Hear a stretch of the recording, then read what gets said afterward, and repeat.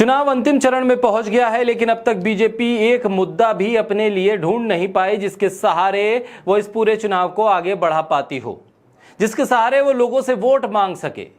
ये पहली बार है कि बीजेपी, कांग्रेस, राहुल गांधी, विपक्ष के नेताओं के बयान, प्रोपेगेंडा और झूठ के सहारे हर चुनावी चरण में मुद्दे बदल रही है और आत्मविश्वास भी खो रही है।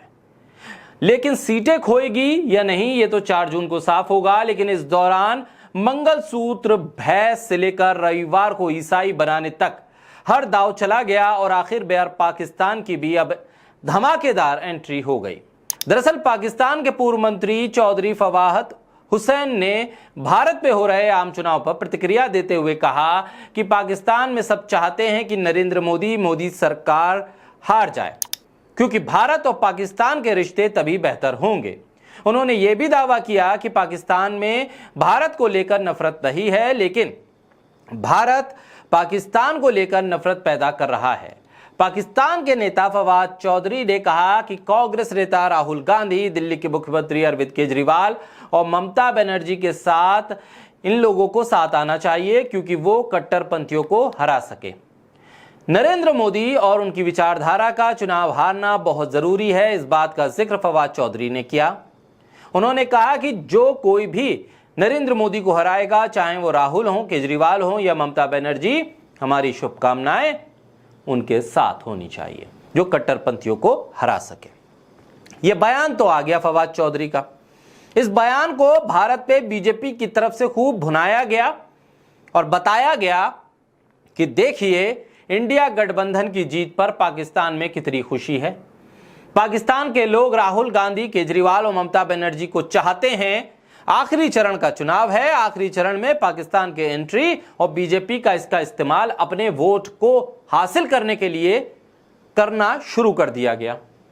इस बयान को, फवाद चौधरी के इस बयान को यूं तो तमाम मीडिया चैनल्स ने हाईलाइट किया, हेडलाइन बनाया, इस पर बहस की, इस पर चर्चा की।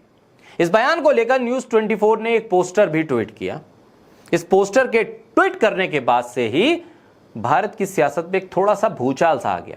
भूचाल इसलिए नहीं आया कि फवाद चौधरी का बयान है, क्योंकि फवाद चौधरी का यह बयान तो वीडियो की शक्ल में भी, रिटन की शक्ल में भी और तमाम अलग अलग माध्यमों से गोदी मीडिया दिखा चुका था, दिखा रहा है, उस पर चर्चा भी कर रहा है, उस पर बीजेपी चुनावी रैलियों में उसका इस्तेमाल भी कर रही है। लेकिन न्यूज 24 ने जो पोस्टर बनाया, उस पोस्टर पे कांग्रेस के प्रवक्ता पवन खेड़ा ने कमेंट पोस्ट करते हुए लिखा, अजीत डोभाल जी अपने अकाउंट से ट्वीट कीजिए। यानी कि फवाद चौधरी के बयान को कांग्रेस के प्रवक्ता पवन खेड़ा ने अजीत डोभाल का बयान बताया, अजीत डोभाल के जरिए करवाया गया ट्वीट बताया।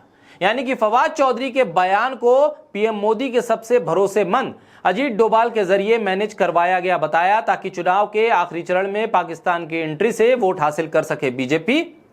यूं तो अजीत डोभाल हर मुश्किल में मोदी सरकार की मदद के लिए सामने आते रहे हैं। दुनिया भर में कूटनीतिक, रणनीतिक मोर्चों पर अजीत डोभाल ने प्रधानमंत्री मोदी की मदद की है। ऐसे में पवन खेड़ा ने सीधे तौर पर पाकिस्तान के पूर्व मंत्री के बयान को अजीत डोभाल से जोड़कर चुनावी माहौल को गर्मा जरूर दिया है।